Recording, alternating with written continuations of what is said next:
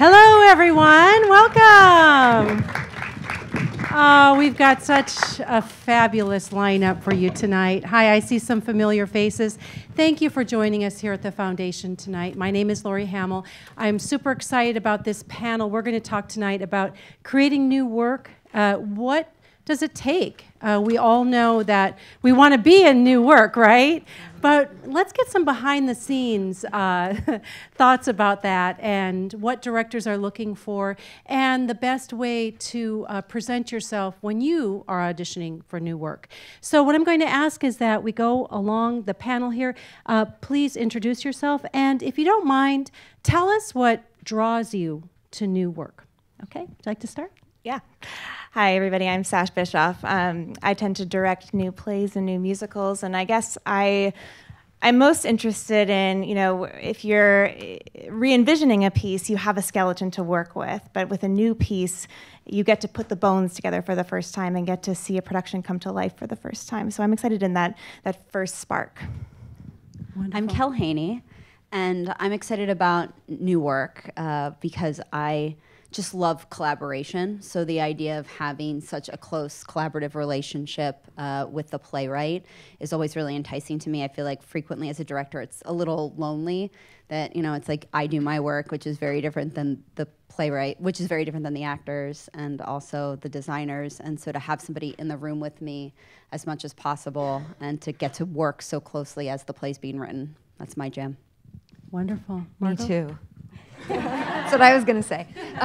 My name is Margot Bordelon, and I also primarily direct new plays. And like Kel said, I love having a kind of lateral relationship in the room with playwrights. I like to be a part of imagining a story for the very first time, really getting in the trenches with a writer, with actors. I love the way that a play changes so much from its first draft to what it is when you open it. It's always a very satisfying experience.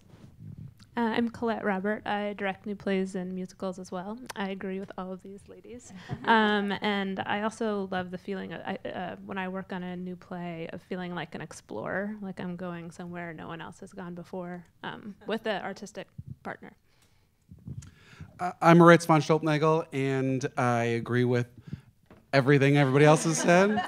I think there's just something that's a new play is, there's no play that's ever as plastic as a new play. That means that we can build it for the people in the room, that we can adjust it for the performers that we have, that we can be speaking to the moment as it is now, and we're not in a back editing way with a pre-existing script trying to figure out how did this work before or how do we make it work now, but all of us have the freedom to speak to the moment as it exists in this moment. Wow, that's great, you guys. Thank you. It's so inspiring.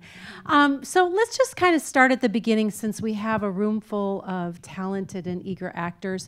When you're auditioning for a new piece, so it's never been done before, it either could be in a reading situation or actually for the play when it's going to go up.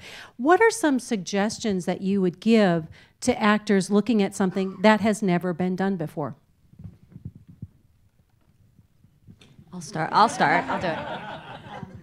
I think really using whatever that text is, the text that you have that day, whether it's about to change in enormous ways or not, but using that as your blueprint, 100%. For me, I'm really focused on, how is the rhythm on the page? Like, I grew up as a musician, so I like to think about new plays, well, all plays, but particularly new plays, and particularly how I feel like contemporary writers are writing now is like as a score. And I'm like, what is the rhythm that's already on the page? Does that work or does that not work before I start to break that apart? So I think really being like, what can I do to really just be on the page and really just clocking, how does the rhythm of this play work? How do these words, how do I like actually stick with the words that are on page? I know that sounds like super rudimentary, but I think it's the most important. Can I jump on that and say it. that, excuse me, that also I think in TV film we probably have a little bit more freedom to shift or paraphrase in some ways, But the way that we have reverence for the theater is, especially when you have a writer who's in the audition room, they've been up at 2 o'clock in the morning working on those words. So if you don't say the words as they do appear on the page, which I think in a lot of other circumstances you have the freedom to shift, they do sort of notice, and that becomes a thing that they immediately bristle at, along with the rhythm. Yeah. But the other thing too I always feel like is there's plenty of actors who come in and try to show me what they think the right way to do it is, or what they think the way I'm sort of desperate to see it done, or the way, you know, the way they think I want it to be, as opposed to how they can approach the role and put it into their own bodies and make it make sense to them. And that's the most helpful to me, even if it's completely wrong, because then we get to really see, oh, what is this? What's the chemistry of these characters if it's this kind of person versus that kind of person? And whenever someone's trying to do the right version, it immediately becomes general and milquetoast in some way, where I'm just looking, I usually want to populate my plays with something eccentric and individual and idiosyncratic. So I also like to see how open they are. I usually, after someone auditions with a side, I give them a note that changes something slightly, just to see how flexible they are with their interpretation of what they came in with. I was just in auditions all day today, so this is really on my mind. With a playwright for a new play, and there were a couple of actors who. I don't know how you guys feel about this, but I want people to stay on book. I get scared for actors when they're like trying to be off book for something, especially if it's like first round and it's not a callback.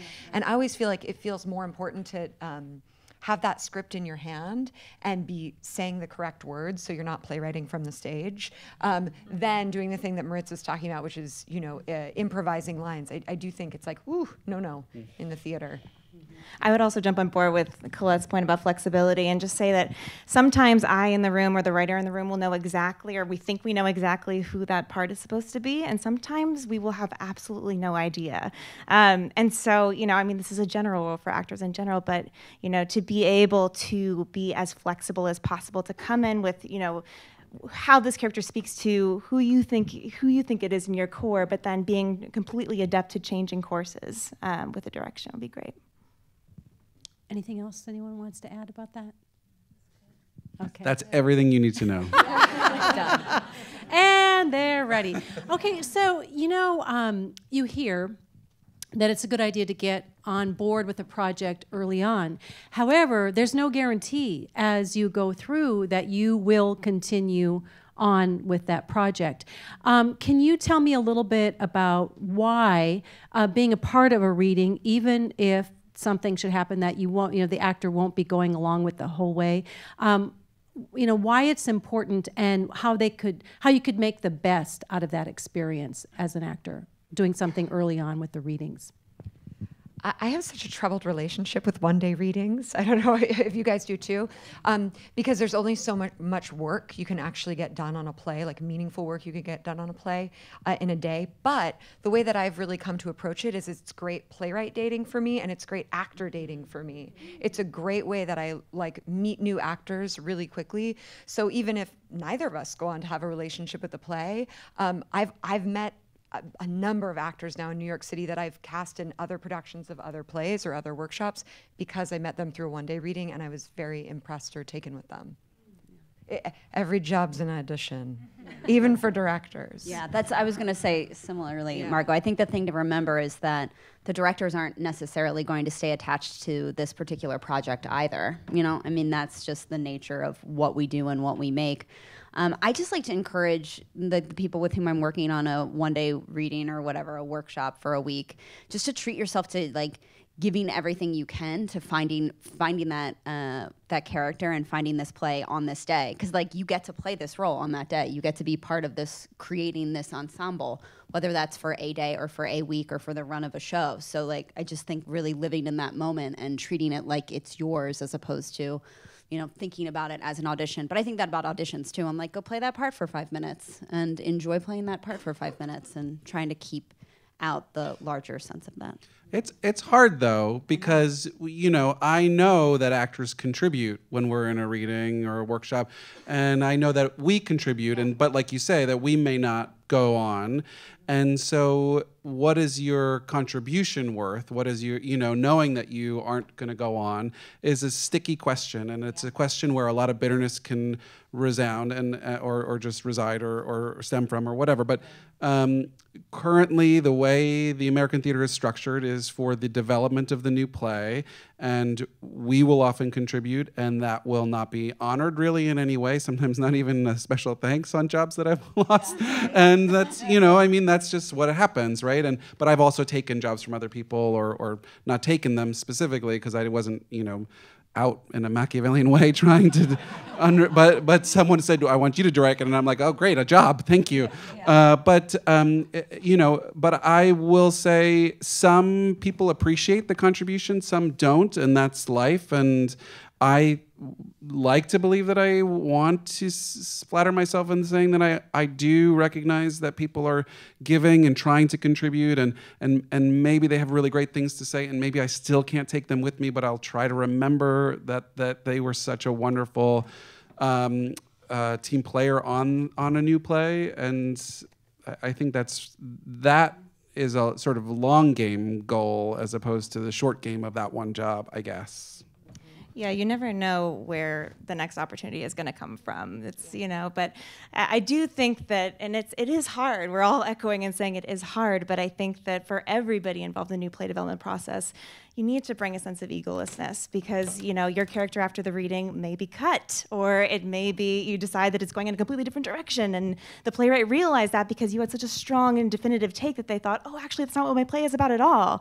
But that's sort of the energy that we all need to, that's why we're in theater, right, is to give of ourselves to the creation of this piece and where it needs to go.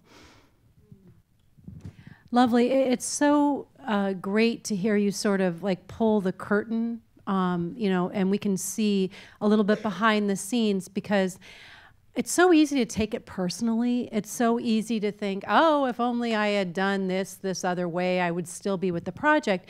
But as we're hearing, and I think we kind of know this, that everybody is not sure, unless you're attached to it in a way that there's that is what's happening. Everyone is unsure about what's going to be happening as the play moves forward, and I really love that idea of really bringing yourself, really contributing in the same way that you're talking about that you put your stamp on it, on the piece. Can you talk a little bit about? From your point of view, how you work with relationships and networking to get the jobs that you have. Do you want to give us a little insider viewpoint on that? I try to read as many plays as I can, and I have a terrible backlog.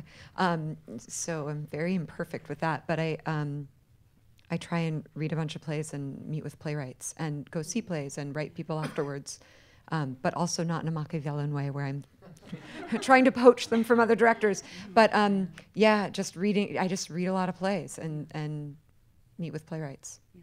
I'm with Margot. I do the same thing. I'm always trying to figure out how can I be most effective in everything else that I need to do for my career in terms of how to read as many plays as possible, meet as many writers, do the same thing. I think fan letters are awesome, personally. I think if I see something and I love it, and that can be another director's work, that can be a playwright's work or a designer's work or actor's work. I love just telling people when I'm excited about their work. And again, it's all long game. I'm just developing relationships. And honestly, when I meet people, quote unquote networking, I'm just trying to get to know people as humans. And do we gel as humans? I feel like there's something in me that speaks to you and vice versa. And that I'm excited about you and your energy and who you are as a person. I don't know what the point of this is if we're not all just trying to also be around people that we're comfortable with and excited about and challenged by. Yeah, I would hop on that train as well and say that it's not just writers, it's anybody in the industry, and that it's not necessarily coming from a place of how can this person help me, but rather how can we connect with one another and how can we help one another. I mean, I very quickly learned, as I think we all did, that this is not an industry where we're applying to jobs the traditional way. It's really about, making connections with people, and you never know where that job is going to come from. So try, just like in theater and making plays, you try to genuinely connect with as many people as you can. And then for you, having relationships with certain playwrights and also having relationships with certain theaters in the same way that as an actor you want to have those kinds of, develop those kinds of relationships. I love that idea of really finding your connection with that person no matter where they are in the industry, whatever they are doing, to collaborate and move forward. Lovely. When you first start a project, is there a way that, let's go to the rehearsal process. Is there a way that you normally will begin something, or is it always different, dependent upon the project for you as a director? I usually start by just reading the play as a group, just to get everyone hearing it together once. And then I like to have the playwright speak so that the actors and designers and whoever's in the room can sort of hear the initial intention before sort of diving into like specific scenes. It becomes a question of like, what are we making and why are we making it? And I think part of it too is for us as a group to identify why are we doing this? Especially in theater when it's not financially rewarding. So why are we doing this? And what are we making so that we can actually accomplish that thing? And I think that's especially true with designers, but also with actors, making sure that we're on the same page about what story are we telling and what do we hope that effect that's going to be by the end of the evening, I guess. I think of myself as like the host of a dinner party, and like obviously like different dinner parties are set up for different reasons and have different objectives behind it. So like yes, I've got a different energy for each project that I'm working on or that we're starting that day, but I just like want there to be a sense of like safety and like that everybody's voice is valid in the room that we're in. And yeah, I always have like some kind of like opening day remarks that end up always being too dry, and I just end up not saying any of the things I think, well, some of the things I think I'm going to say. And obviously, yeah, like making space for the writer to speak that first day and reading the play. But honestly, it's just about setting the tone of the particular piece. And I love what you were saying, Moritz, about like why are we here and why are we here right now with this particular play. And so we all know like that's changing. That can change, that particular morning. So. It's so funny, though, because I always feel like the first rehearsal, I think it's a Peter Brook quote, the purpose of the first rehearsal is to get to the second rehearsal. I always have so much like anxiety and nervousness before the first rehearsal. And I also do like opening remarks, which are also probably like too academic. And I feel like it's good to come back to that stuff at the end of the first week, because then people are more relaxed. You've built more of an ensemble. People are... all actors are like nervous for the first read through. Are they really listening to that speech anyway? I always wonder. So it's like good to have that check in again, the like, why are we here kind of mission statement purpose at the end, so then you can move forward as a team. Yeah. I'll also say I think there's something sacred about hearing the play for the first time with these particular people. So I don't know, like somewhere in school somewhere, someone said that a teacher said that what they would always do would be to put all of the names of the characters in a hat and then pull them out, so whomever pulled them out would read it that day. Sometimes I say that as like an icebreaker, but because I do think that I think that for the first read we will all read our particular roles, but I think that there is something that's like, what can I do to like help you guys take the onus off of yourselves and just truly be like, oh, I'm getting this experience that I'm never going to get back of hearing it for the first time with these people with whom I'm going to be working. So anything you can do to take the onus off of yourself and instead focus on what you're getting from everyone else, I think will make the process stronger. Did you ever have them not read their own parts? I think I may have. Yeah, I may have done it like with like a larger ensemble. Like, I mean, obviously, if it's like a 2-character play, that's kind of weird. Because I used to do that, and I haven't done it in a long time. But now you're making me think I should do it again. Maybe because there's something about like the first day, everyone's like, "Oh my God, everyone's going to see I'm a fraud. I'm completely unprepared, and I'm probably not cast well in this thing." So if they're all choosing their own parts, A, they get to read the part that's their favorite. And B, that everyone's sort of equally miscast. And then when you read it the second time, they're all like, well, I'm much more prepared than the last guy who did it, so this immediately sounds much better. I should start doing that again. This reminds me of an exercise that I used to do called the expert run, which is like on the first day after the first read through, you just make all of the actors get up and like do the play. Let's just see what happens. Yeah. Maybe some of that stuff. The expert run, ironically titled, of course. But maybe I'm going to start doing that again. Yeah, similar.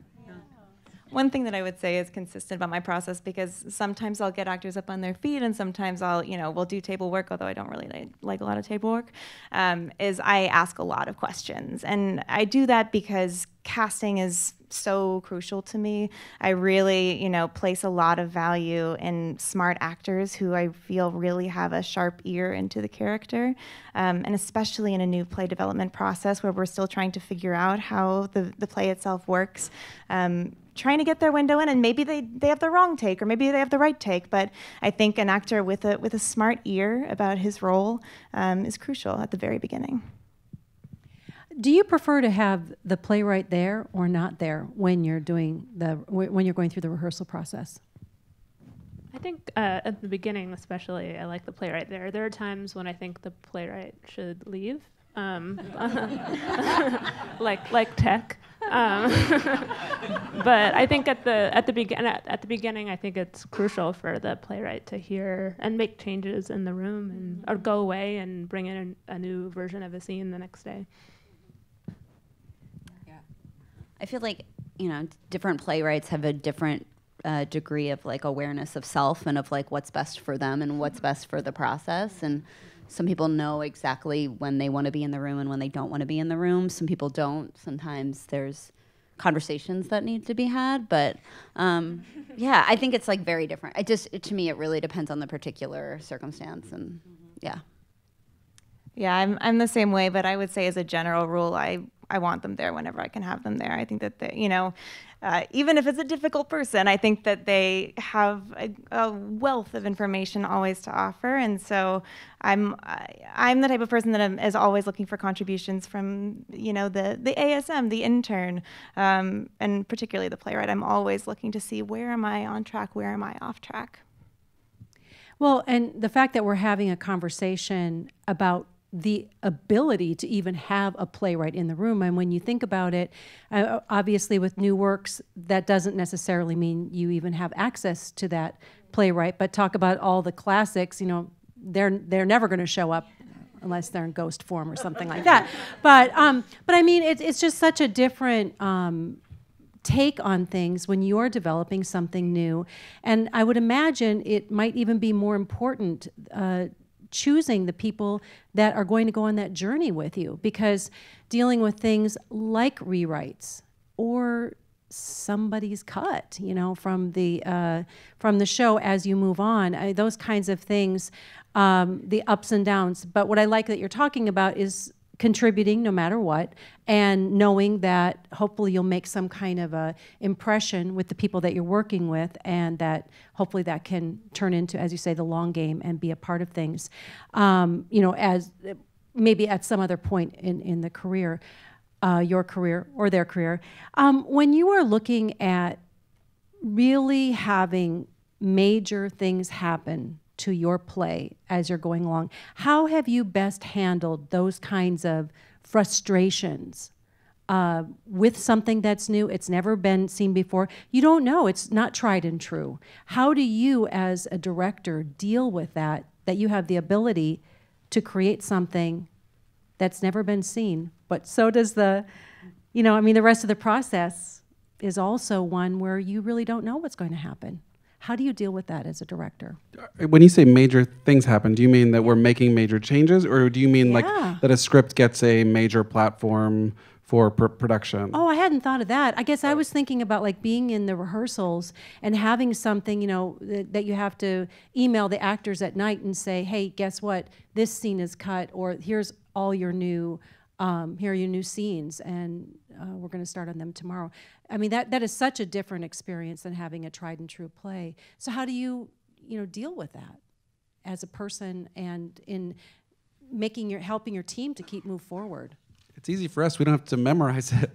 So, but I think, I don't know what you guys think, but I feel like if everyone in the room is clear of why it makes it better, everyone's game to go forward. Everyone knows we're making a new play, and if they feel clear why the change is happening and why and how that's going to make the whole evening better and make the audience more responsive. If it's a cut, that the audience is going to be more responsive to the stuff that's left, or if it's a different scene, that it's going to make them more attuned to the things that are the same, or they're going to be even more attuned to the new stuff, or whatever it is.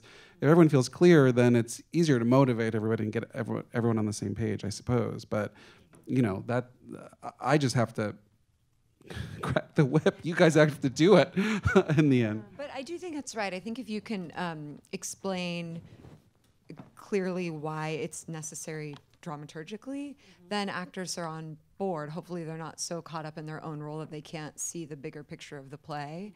I mean, I just went through a new play process this past winter where the final scene of the play was, I think it went through 13 different drafts. And it was a 3-actor scene, and God bless those actors. They were on board to do it. We were like, we haven't cracked it yet. We haven't cracked it yet. And we didn't ultimately feel like we cracked it when we went into performance, but then it seemed like we had. Like it worked somehow once we had an audience. So it was because of the generosity and patience of those actors to like keep digging in and not just say the words that the playwright had written, but also really contribute to the conversation about like what does the event of the scene really need to be, and where are you at in your journey, like inside the character, like how are you making sense of this event? So I think it's also about, as directors, really engaging our actors to be good new play actors, to be people that are looking at it, again, like I said before, the full scope of the play dramaturgically. Yeah. I mean, it really is about that ensemble and us being, all of us in it together. Yeah. And it's like, if it's not working, chances are, hopefully, we've got like smart actors who know the play and are getting to know the play the same way we're getting to know the play, and we're all in it together. And, I definitely feel like, we get to know as directors who the people are who are in the room with us and who's going to respond better or who's going to respond worse to those changes and in what way. And so I tend to work with the playwright to be strategic about, okay, well, like, let's go ahead and let's broach that today. Let's wait that till tomorrow and figure out strategically what we need to do to make sure, I feel like, so I make sure the actors are continuing to feel safe. But yeah, in the best experiences, we're all in it together and they're game. And we're like, yeah, send me those new pages. I want to learn that. Like, we're building it together. So. And as far as the actor's contribution, when do you think is a good idea to speak up about, possible changes? And is it just feeling the room and knowing what your relationship is with the people there? And when is it a good idea to just not say anything and allow yourself to be on this journey? I think it depends on the room. I would say, if you're in the room with, artistic collaborators for the first time, it's probably best, because it can be such a sensitive environment, to let that question be asked of you first. But I would say if you feel strongly that something is not in keeping with what you know is the playwright's intention or what you think is the playwright's intention, then best to pull the director aside. That's what we're here for, and say, can I have a conversation with you about this? And then, see where it goes from there. One of my favorite comments from an actor in a new play process was to ask the playwright, what is your intention with this scene or this moment? Because I'm struggling to find it. And so by approaching the conversation like that, it made the playwright more open to that actor's ideas. It was a great way to start a conversation about questions about a scene. It sounds so open and diplomatic instead of, I can't make this work, who wrote this, kind of thing, Yeah. And really including, because that's what I'm hearing. It's like, you're talking about the sensitivity of creating something new, and everybody is contributing and feeling like, oh, geez, this isn't a tried and true experience. And even if it was a tried and true, all those feelings probably exist. I think it's just heightened in this situation is what it seems like. Moritz, what were you thinking I was talking about earlier about taking something to another platform? Were you thinking about when you move a piece, like Hand to God, moving from off-Broadway to Broadway, something like that, being in a bigger forum? Or what was on your mind at that time? I guess. So what does it mean to the stakes of the production, or what does it mean to the stakes of everybody involved? And and what might one expect, and I guess it's exactly the same and completely different, I suppose. I think when you're at a larger platform, I guess, and the expectations are higher because I think there's more financially at risk or more public exposure at risk for everybody involved, so that the stakes feel higher. And I think that there's also, we were building a culture that there's less leeway for experimentation as you go up and up in the ranks. That, that we see less and less new plays on Broadway, because I think we want them to be complete and done and working and perfect. And if I'm going to spend that much money to see it, I want it to be as fully realized an experience as it can possibly be. And I get that. And I think everyone in the audience who's paying that much money, that's a legitimate point of view. But it also just changes the dynamic of how we approach the process, I suppose. And how was that process for you? Did things stay the same, going from taking a piece from off Broadway, going on to Broadway? Can you talk a little bit about that? Well, on that piece specifically, on Hands I Got, I had the luxury of having done it a couple times beforehand. So I knew the play intimately, and so all of the things that might otherwise be really terrifying of doing a first show on Broadway or whatever it is, was still terrifying. I don't know, but I think having the surety of just knowing what the thing is and how it wants to work. But even then, we were still changing things, like you're saying, on whatever production. I think there was one set of like 10 previews in which we had 7 different endings, so and just continuing to refine and figure out how does this thing actually work, and how do we make it go, and engaging the actors and just trying to ask them what is it that's happening for their experience, and how do we key those things together.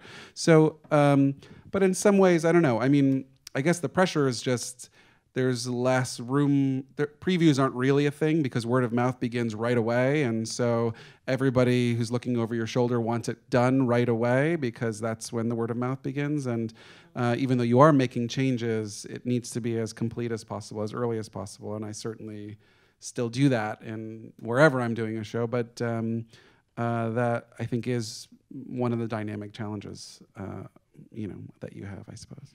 Did you think when you started working on that piece that it would have a life that would go to Broadway? Did you? No. I mean, it was just a play that, a bunch of us, that were working together at Ensemble Studio Theater, which is where I know a bunch of these guys.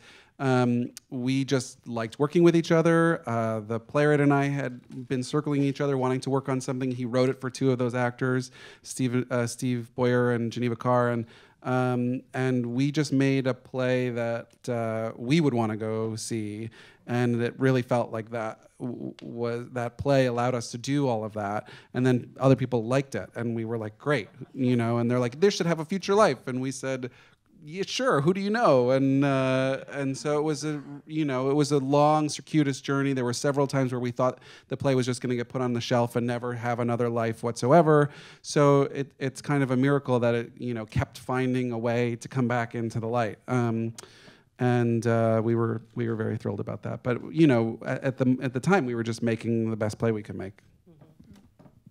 Wow. Thanks for sharing that with us. That's really neat. That's exciting.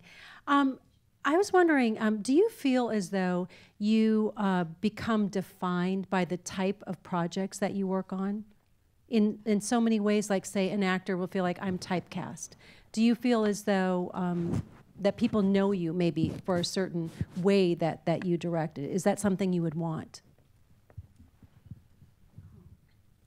I don't know if it's something I'd want, like, to be frank, but I don't. I'd say that, yeah, it's interesting because I feel like what I'm interested in making continues to evolve and change. So I'd like that as like my career continues to grow, hopefully, and develop. I want to keep, I don't know, in some ways, like connecting with the people who are interested in me continuing to evolve, as opposed to being like, oh yeah, Kel Haney did that play and that worked really well, so that's what she does. She doesn't do anything else. Because yeah, just like you guys, sometimes I think we do get pigeonholed as like, oh, that's what I do and that's what I don't do. And yeah, some things I know are more in my wheelhouse than others, and that's actually what I tend to be more excited about. But I do feel like, I don't know, I'm continuing to change as an artist, and when I'm excited about making changes, so I'm hoping I continue to like as much as we can strategize about what our career looks like, that there's room and space for me to continue to explore. I think I'm more pigeonholed by race and gender than by what I've done. People make assumptions about what I'm interested in based on what I look like. And I am interested in race and gender and play. Like, that is very exciting to me, but it's they make assumptions before they even know my work. And how does that speak to being a woman in the theater as a director? Do you feel like you're constantly having to, break through barriers that are there, that maybe are changing now? But does anyone want to address that? Yeah, I mean, I'm so excited to see so many women that I consider to be my colleagues, seeing amazing things happen and seeing that it becoming more of a parity in terms of women directing and people who identify as women directing and getting work. Yeah, but it feels hard. I mean, again, I don't mind being frank. I definitely feel like there are moments that I'm in a room and I can tell right away someone who isn't taking me as seriously because of my gender, or if I'm in the room and the playwright is male and directing everything directly to the male playwright. I see that in auditions frequently, and I'm like, okay, yeah, I don't really want to work with that person. Or when they realize that I'm the director and I'm not the casting assistant. And they assume because my name is Kel that I'm a man, and whatever. Sometimes that is just we're all working with our own biases, and some people move past that in the room, and then I watch some people not, and I'm like, I don't think that particular individual can handle that I'm the director in the room, and that's not going to lead to a strong collaboration. Yeah, it's something that I deal with all the time. And, in addition to being a woman, it's also being a younger woman as well, and dealing with the sort of ageism that can come from that. And it's, it's a sort of thing that it's a work in progress. I'm working I see that the industry is slowly but surely changing, not as fast as we want it to, but it is.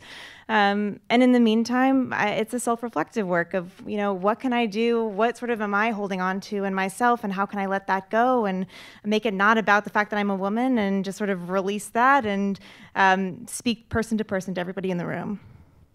I know it's so hard. It becomes so internal for me that I do wonder how much of it is my own internalized, conditioned training, which is a thing as well. Exactly. And if I was a man, I just feel like I'm so bossy and I'm such a loud mouth that I think who knows what I would be like if I was a man. Who knows where I'd be now? What kind of level of confidence I would have had.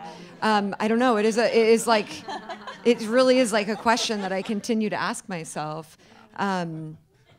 I don't know. I mean, this is a whole other can of worms. But for me, I'm not sure if it's. I don't know often if it's a matter of gender that has held me back, or that I felt held back by, or it's a larger conversation that theater is having and needs to have more of about class and how class plays into theater, because privilege and all these different types of privilege, they just need to become so much more a part of the conversation. Intersectionalism, let's just embrace it. Let's make some strides forward. Yeah. Well, I think also the fact that we have the four of you today, and Moritz, I'm so glad you're here too. I have to say, it wasn't. I'm fine. I'm okay. Thank you. Are you okay over there? I'm okay. I just want to make sure that it's all inclusive, but I think it also becomes reflective about the kinds of plays that we have, the kinds of things that are coming up, and the things that are being accepted, that are being produced, and that we as actors can get really excited and get behind, because I think everyone wants to be represented in work, and I think sometimes there's a certain, you're talking about, that maybe you're pigeonholed toward a certain kind of play, a piece where you feel like it's in your wheelhouse, that you have that experience, similar to when they say, a writer should write what they know. And I think as we keep growing and changing, hopefully things will, continue to become more diverse and more inclusive. As far as being able to, kind of taking another turn here, but as far as being able to communicate what your playwright wants to the rest of the production team. How do you do that? How important is that to you to feel as though you're being faithful to that playwright? And how do you do it? I think it's so important. Yeah. Yeah, well, it's going to be individual, to me, I'm like, of course. oh my God, it's like, I want to make sure that I understand exactly what the playwright's intentions are and where the playwright has questions. And some playwrights may like this and others may not, but I like ask rigorous lists of questions before I go into a rehearsal process. With saying that very thing, I want to make sure that I understand exactly what your intention is so I can communicate it to the actors and the designers. And sometimes they don't, and it's a perfectly valid response to say, I'm not sure, these are the questions I still have, this is where I'm working it out. Or I love it when they're like, I trust you, you interpret it, and then I'm like, okay, I will. But I think in my younger directing days, I had situations where I was interpreting without having fully investigated what scenes or characters meant with writers, and then you get yourself into a situation in a rehearsal room where a writer's like, that's actually not what it is. And that, to me, is what I am always trying to avoid. It's so I can really be on the same page with them. Yeah. Yeah, I think similarly, I mean, in the process with the playwright, I mean, I'm always just trying to me, it's yes, I have a list of questions, but it feels even more like a conversation for me. Yeah. And also like, just, and different writers, everybody's different. Some people are like, I have no idea what sound like what I think the sound of the scape of this play is. And then, sometimes that's written into the text, and sometimes, playwrights really want to be involved in that collaboration with designers, whatever. That's like a whole other topic. But yeah, I mean, it is. It's just, to me, it's a conversation that, like you were saying, Margot, that I'm hoping that I've got as much of that as possible cracked, and that we're as much as possible on the same page and can be a united front, like parents or something in rehearsal, that like we do what we can to like whatever we're not on the same page with yet, that's something that happens outside of the room, outside of what we're doing with the actors, and that it's more that we know how to present that front and are figuring it out. But yeah, it's a lot before we end up being in the room with you guys. I'm hearing a lot about a level of care, a level of protecting the playwright, the idea, the vision, and it also sounds like this level of putting yourself in a situation, and allowing something then to come out of that. We were talking earlier about auditions and imprinting who you are within the context of what you're reading, listening, feeling the rhythm of things. So it's just so lovely, so creative, and so different with new works. That's the upside of it. What do you expect an actor to have done before coming to the first rehearsal?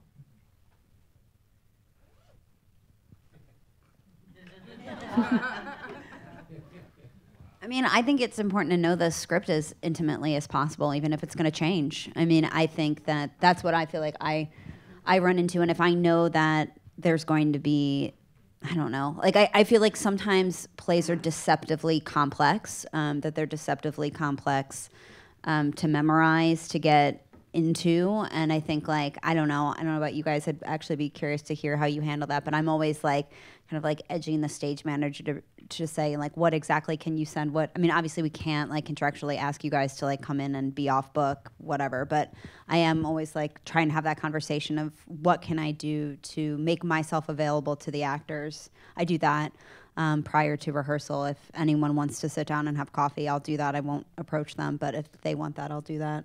I don't know, what do you guys think? I actually don't. I like them to be familiar with the script, but I don't like them to be off book.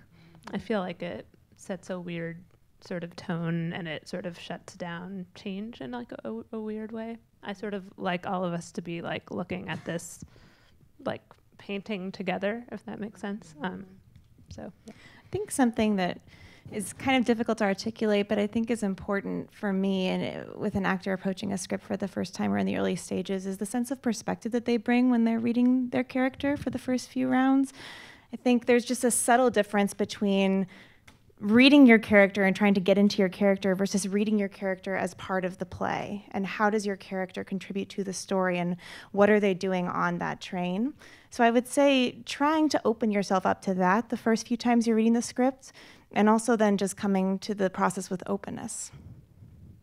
Yeah, off of that, I also think like just self-awareness goes so far about like what are the things that are scaring you about the play. And I think back to like your question, Lori, about like when to say something, when not to say something about the script. It's just, I'd say before you say anything, just really listening inside of yourself. Is this something that I truly think dramaturgically is something that should be explored, or am I having some kind of hang up about like, I'm afraid that I'm not going to be liked, or I'm not going to be funny, or I'm not going to read as smart. Like, I just think like a lot of times our egos get involved, and I watch actor egos get involved, and I watch like sometimes comments about plays being like, oh, well, but he's such a bad father, and like, how could a father ever blah, blah, blah. Like, I feel like I get a lot of that, and it's like, well, this is a different kind of person than you are. But, and listening to that and deciding what roles you want to take. Like, if the journey that that person is on is a journey that like isn't vibing with you as something you want to spend 6 weeks with, or 8 weeks, or however long the process is, like, think about it. Really think about it before you take it.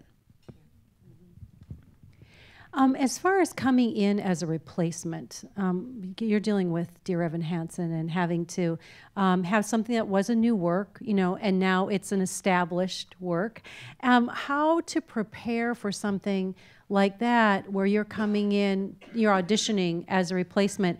What are your feelings about that? You know, creating what somebody did that is leaving, or the show. Can you talk about that a little bit? It never works to try to imitate or replicate. It just never does.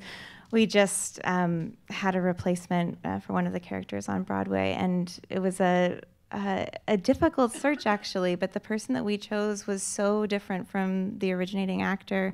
And he brings such an amazing new angle and a fresh take on the story that actually shifts the story in a number of really incredible ways.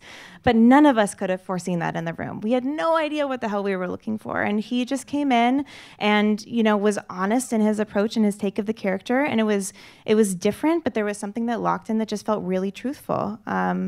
And that's it's sort of the recurring theme here, is the thing that you can do is bring in your most truthful take to this part that you can. It's hard because it's hard to learn a part by watching it from the outside in a lot of ways, right? Which is a lot of times, sometimes I guess a replacement will purposefully try to not watch it as often and just learn it from the stage managers or from the associate director or choreographer or whatever. But often you're just, if you're an understudy who becomes a replacement or whatever it is, it's hard to then make it your own. It's a particular challenge. So in a way, it's like what you're watching for when you're watching the show is, what do the other actors need from me? What is it? What are the sort of givens that, like, it's just going to be tension backstage if I don't make sure that that's clear, or that they don't receive from me certain parts of the performance or the mechanics of the show. But then it's how do I make this feel right in my body? How do I make this feel right in my voice, and make this my person as opposed to the person.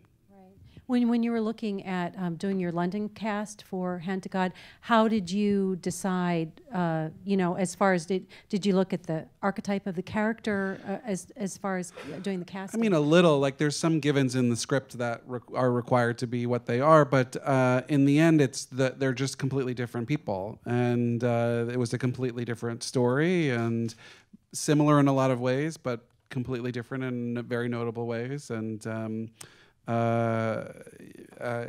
so it was fascinating to look at it again. And these were people who are just picking up the script for the first time, as opposed to actors who've been working on the script for 5 years. So it's a very different things. I sort of have said previously that it was kind of like when you're working on an oil painting and you work on it and you work on it and you work on it for a long time, you have all these weird layers that sort of give it this interesting texture that have all kind of blended together and produced this kind of weird masterpiece.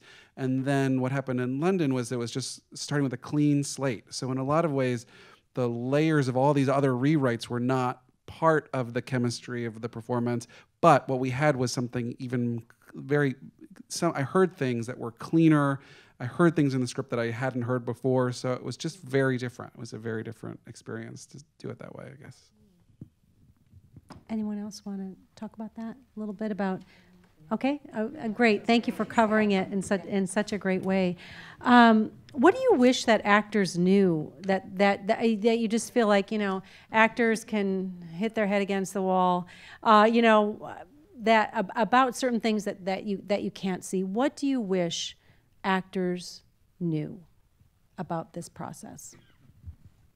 This isn't about the new play development process, but it's the thing that I always think about in auditions, because I grew up as an actor, is when I'm behind the table, I want you to be great.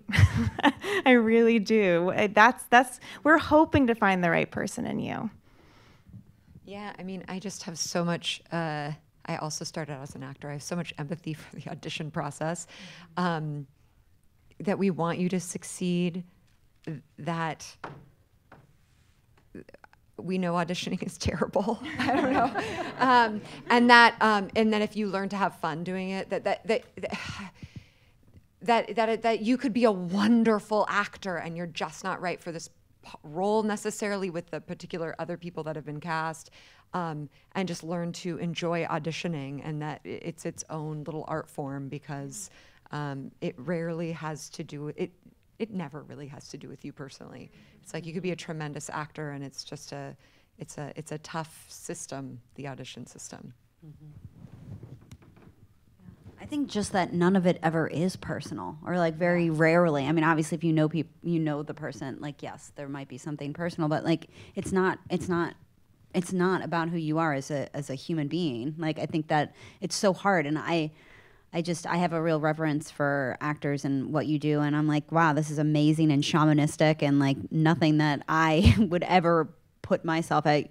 Started out as a child actor too. I'm like, I got out of it because I didn't want my body to be the vessel of my work in that same way. So I feel very respectful of and have a lot of reverence for all of you. So yeah, and I'm just echoing back to what I said earlier, but like, see what you can do to actually try to enjoy yourself. I mean, I know that's like much easier said than done, but when you're in that room and you're playing that part for 5 minutes, like, I'm looking for someone who can play with me in that 5 minutes. And it's like, oh, you're interesting and cool, so let's try this. I don't know the answers yet. Again, it's a new play. I don't know, we're learning. Like, I just want to be in there and get to know who you are as a person and what you're excited about. And like, do you have a sense of adventure and a courageous spirit to do this crazy thing with us? So, yeah. I like what you're saying about joy. Joy is, I think, a really terrific thing. And, even if it's not a comedy, even if you're telling off a parent or whatever the scene is, if you can figure out what the joy of that character is in the moment, that's takes us so much farther than us trying to have to unlock that for you. And that a lot has to do with how to read a script and how to find the game in a scene, and not just I know what happens, and so I'm going to just take you through the events to get to what happens, because then there's nothing transpiring, there's no game for you to play, there's no curiosity for you to explore in the course of the scene. So it really is helpful when you're just able to do your own homework to figure out, what are my expectations walking into this room, my character walking into this room, what is my point of view about every tiny little detail and thing that make my person different and unique, and what is it that I'm how am I fighting for my best case scenario out of the course of this is really helpful. And then a lot of my work is done, and then I'm like, great, my work's done. But it also, it feels like when you dig down for those kinds of questions that you're asking yourself, trying to find the answers, whether you're coming into audition or you're already in the process of being a part of the play, is that that it feels like that's like the lifeblood that keeps you going. And when it's hard, when you are auditioning and you haven't landed something that you feel is really your sweet spot and what you really want to be doing with the people you want to be doing it with, it's like, I love that idea, Kel, that you're saying about like, have that 5 minutes, you are that character, you have that role for that amount of time. And it's your time, it's your space. Yeah. Like, enjoy it. Keep digging for that, keep digging for, as you're saying, Moritz, the joy. Because otherwise, wow, it's just... All right, let's move on to questions, shall we? Okay, so Stuart Green is asking, hello, Stuart, is asking for everyone here. It takes a village to make a career. How did you go about finding your community? your cohorts, your colleagues, your especially since directing is a freelancer's journey? Great question, Stuart. So how did you go about finding your community, the people that you like working with, and keep it going? It's an ongoing journey for all of us. Like, will continue to be. For me, what I would say, and I'd say this to you guys as well, like coming to New York, and if I got into a room and I realized that I wasn't really interested in what anyone else in the room was saying or doing, and I was like, well, then you get out of that room and go on to a different room. And sometimes it was going through process and being like, oh, I'm really interested in that actor or that one designer, and like that's somebody I want to cultivate a relationship moving forward. So for me, I don't mean for this to sound callous, but that it is a sorting process of like, who am I interested in, and who then also has that interest in me, and that just continues to flow. When I first moved to New York 15 years ago, I just saw a lot of plays, and I noted the theaters that were making the plays that I was really interested in, and then I tried to figure out a way to work there or to meet the artists who I found really inspiring. But it just took a lot of time and luck to sort of find the little pockets of people in the city that I gelled with. Yeah, I've just been collecting people over time. One of my very dearest, closest friends is an actor, and we went to college together, and she was just in the last play that I directed, or not the last one, but the one before. And that's it. I just keep like accumulating people. And then I went to grad school, and I met people there, and now I've been in New York for 5 years, and it's been a process of exactly what Kel just described, and also like fan letters, like reaching out to people afterwards, like people who I loved seeing in things, designers, actors alike, and directors. And I have like an awesome community of directors in New York too, like director friends. It's the loneliest profession. We need one another. But yeah, you just collect people along the way and hope that they stay in and that you stay in together.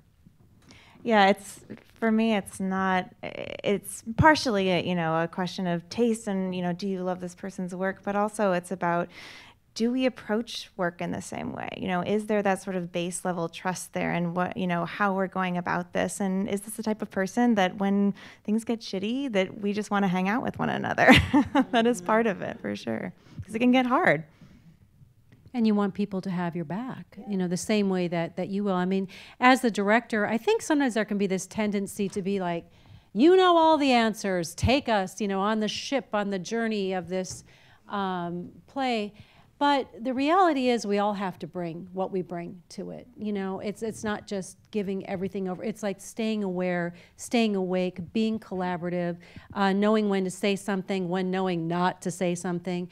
And I guess just, really trusting, because it feels that a lot of it, like what we've been talking about this evening, is about being intuitive, and then isn't that what, an actor should be anyway? Intuitive, empathetic, and smart, of course. Yes. Tanya is asking, what do you think of making a film into a play? Interesting question. Thank you, Tanya.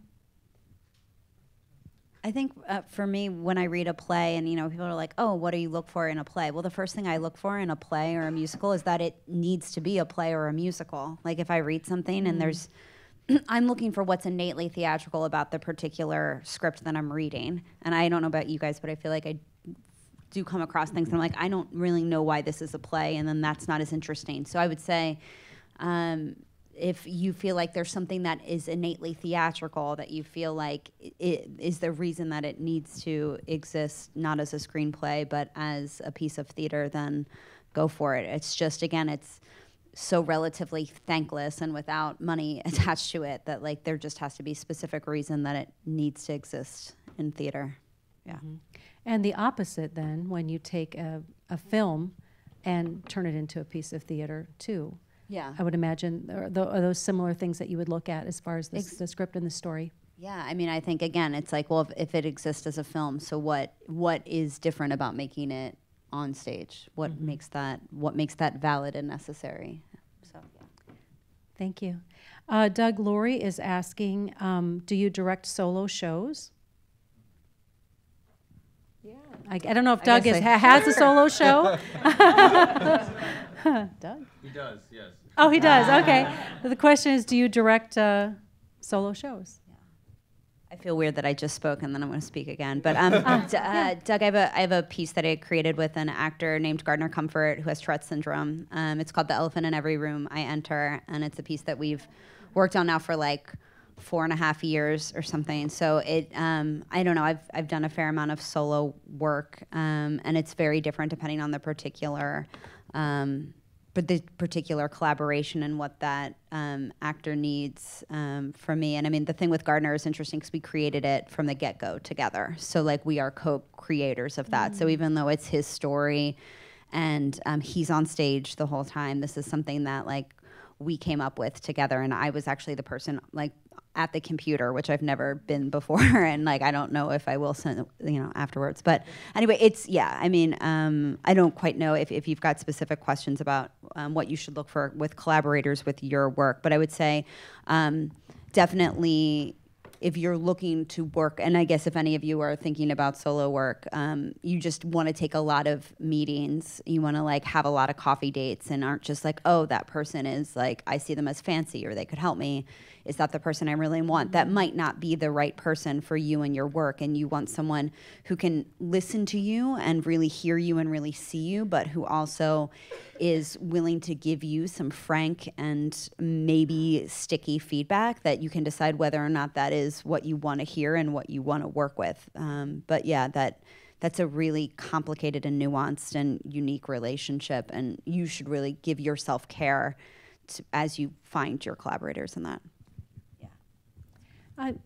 You've spoken about really being able to decide whether or not things line up for you. If that really, being discerning is so important. And I think, so often actors, I just want to work. What do you want to do? And I think there can be something about just anything, but there are going to be things that feel right. There are going to be people that feel right to you. So as the earlier question was from Stuart, as you build your community, as you keep going forward, to get those folks in that really like you, know you, think similarly, work similarly, because you want these things to go as far as they possibly can, all these projects. From Samara, we're hearing a question here. How do I go from surface acting to acting that comes from within? So in other words, outside acting to inner acting. Thank you, Samara. Anyone want to take that?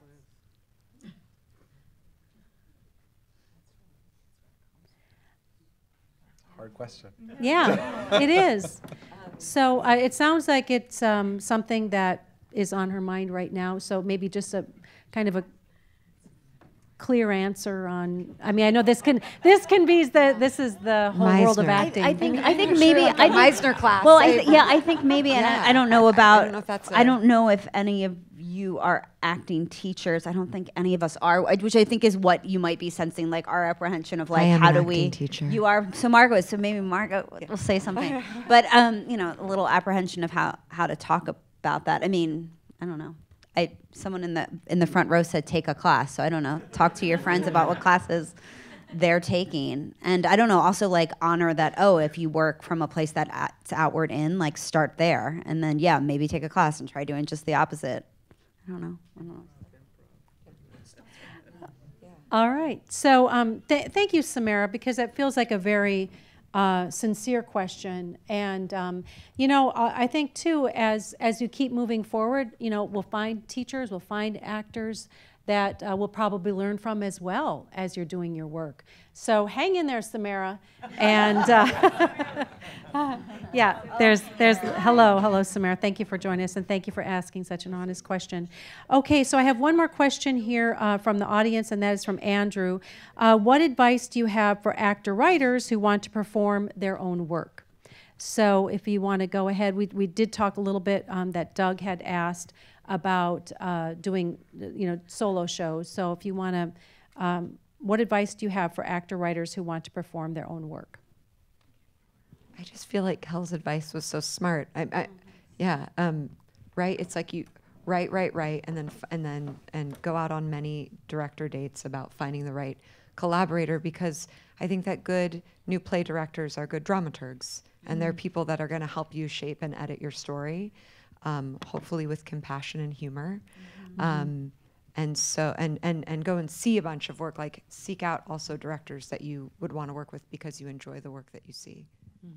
But I mean, being a writer-actor is a great way to get material for yourself, to get yourself out there. If you want to be an acclaimed writer-actor, then you have to not be precious about the thing. You know what I mean? It's not like you're creating your own safe space where you can get to do anything and be anything, and then you're done and everyone showers you with praise. They will to a certain point. But if you want to be exceptional at it, then I think it's pretty hard, because you have to have perspective on the thing that you're doing while you're also inside of it. And it's a remarkable challenge, one that is really rewarding, but I think it requires a lot of humility, a lot of ambition, a lot of rigor, a lot of openness, and discipline. So, you know, it's not for the faint of heart if you want to be next level at it, I think.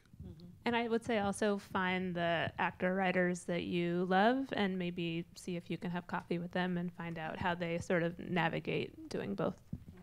Oh, I also think that a fair amount of people that I'm really excited about who are actors and writers also sometimes have classes, or they're, you know, able to be, you know, work one-on-one with you. So like that's something I would look into. I can't help but drop my friend Jessica Dickey, who I just think is a wonderful human and a wonderful actor and a wonderful writer. She's also a great teacher.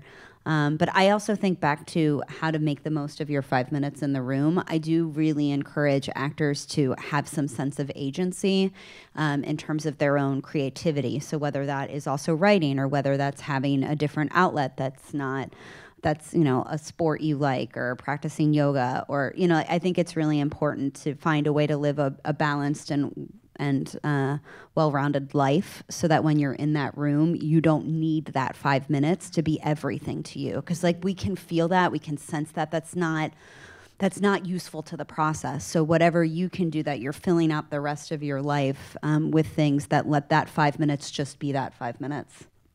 Well, and when we feel that need from you, it ceases to become about the part, which is what we're trying to figure out in the story. It becomes about something else. And so you're already shooting yourself in the foot, you know? So being able to let go of that, and like we were talking about, finding the joy in the moment in being in the moment is the most important thing.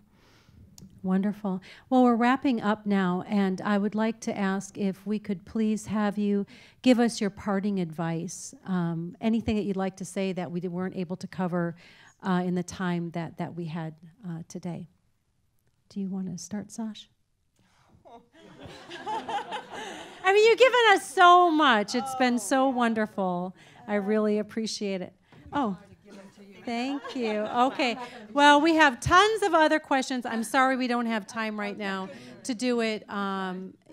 Thank you so much, everyone, for being here tonight. But if you'd like to go ahead and give us some parting advice. I mean, I think that you're all so courageous for being actors, and I think the more that you can, it's a hard business, and it's so easy to shut in and close down. And I think that the more, just as you know from acting classes and from working, the more that you can keep on sort of stretching and pulling yourself open to every aspect of the process, the more it will serve you.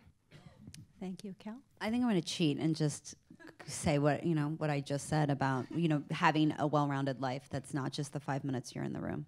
Yeah. Okay, so I'm going to tag on to that and quote a little Stella Adler and say, your growth as a human is synonymous. Oh, fuck, I fucked it up. Your growth as an artist is synonymous with your growth as a human being, and it's advice I give to myself because I can get really myopic about the work that I'm doing, and I think that's it. It's like, how do we find balance? How do you play real people if you don't know any, you know? Wonderful. Colette? I guess I'll say I think listening is just as important as speaking in a collaborative process. Moritz? I feel this obligation to answer this question that we left Go ahead, unanswered. please do. That you know, now that you've been outed too, and we Yeah. know that you have this burning question, and we all sort of balked at it. Which is not a comment on your question, but more that it's the thing that I think we're all of us trying to figure out, and I think every actor is trying to figure out, of how do we go deeper? How do we figure out who this person is? And I think it's a little bit what we've been talking about not presenting what you think we want, but your ability to read and have compassion for the person, the character as a human, and what it is that they're going through, whatever the situation is, if it's a waiter delivering a glass of water or whatever the situation is, that can happen in a myriad different ways, any number of different ways, and what is the experience of actually doing it. And to have that level of compassion, independent of what we're doing behind the table watching or what you think we might be doing, to really feel for this is your moment to live outside yourself and connect to this other person and give yourself the exercise of experiencing it. I think that is a beautiful reason that the theater exists in the first place. So the question you ask is the wonderful challenge I think we're all striving for. And that's my non-answer to the question in my attempt to answer. It's so great. We can wrap up. You wrapped it all up for us. Kel, did you have solid something way. else to say? I just was saying, good attempt, Moritz. I'm glad you went back. I tried. I did my best. I did my best. Thank you. You really did. Well, you kept us all together as a team, and I really appreciate that. I just want to make sure that we really thank this amazing group of directors. Thank you so much for being here. It's really wonderful. Good night.